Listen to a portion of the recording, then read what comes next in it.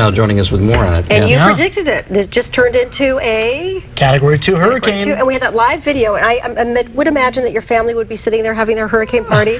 It doesn't look so bad yet, right, Alan? It doesn't look bad yet, but they're actually staying in Florida until Saturday. Okay. Smart. So they're being smart because they are evacuating much of those barrier islands. I mean, some of those islands only about 6 feet above sea level.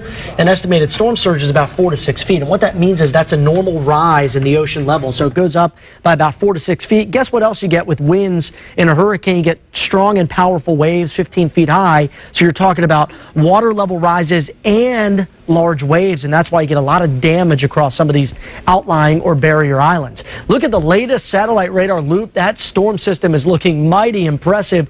It's intensifying quite rapidly over the past day, and there's the eye right there. You can see the center of circulation moving towards the Outer Banks of North Carolina, just passing by Wrightsville Beach within the past hour. Here's the latest on Arthur. Winds now 100 miles an hour. Here's the storm track. It puts us just off the coast of Jersey by 2 p.m. Friday, then off the coast of Cape Cod by Saturday morning, and then it barrels up towards Halifax, Nova Scotia, loses strength. It's up to or I should say down to a tropical storm by 2 p.m. Saturday with winds right around 70 miles an hour. It's the opposite picture here on the West Coast. Quiet conditions, perfect weather in Santa Barbara today. A little warmer than yesterday, a little warmer than average, but no complaints from the weather department.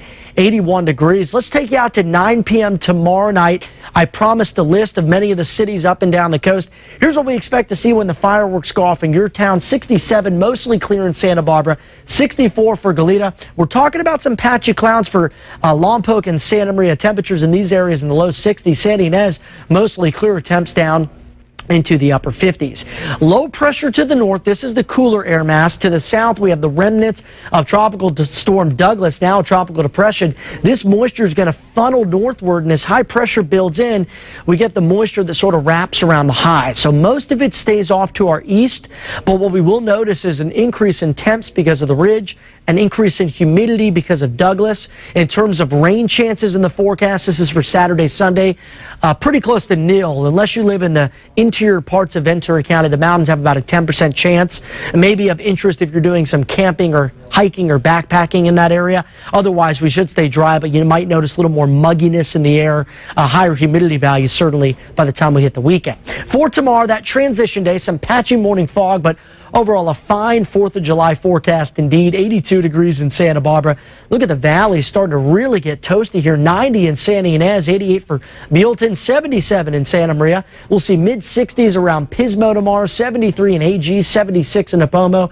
Mid to upper 90s, though, in the southern Salinas Valley and across Ventura County. A little bit of fog early in the day, but once that burns off, we should stay mostly clear through the evening hours. 95 for Ojai and 86 in Santa Paula. Santa Barbara 7-day forecast. We stay at 82 on Saturday, up to 83 on Sunday, then back down to 82 on Monday. And then eventually we trail off a little bit next week as I think we'll see a return of that marine layer. One other benefit of this added moisture moving in from that tropical storm is that it actually scours out the low clouds. So we'll see less in the way of fog through the weekend, but it'll be a little bit more humid, so sort of a trade-off. And then once that humidity exits the area, the fog builds back into most spots by next week. San Luis Obispo, lower 80s out there all the way through next Tuesday, then some 70s by midweek. And in Santa Ynez, we are looking good out there for the 4th. Look at the spread, the highs in the 90s, the lows still in the 50s. Very common out here. Once we get that humidity in, we might see a little bit of an increase in those overnight lows, but we're not expecting much to make it that far to the west. Mostly going to stay to the east of us. Overall, the weekend looks great. Enjoy it. Okay, thanks for organizing. We appreciate it.